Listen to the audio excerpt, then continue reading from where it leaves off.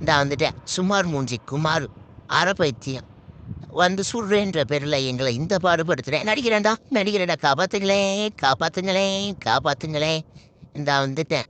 சுமார் மூஞ்சி குமார் இவன் ஐயப்பன் இவனா குறை மாசத்துல அறப்பைத்தியமா பெத்துவிடத்துக்கு இவன் இந்த அட்டூழியம் பண்றானே.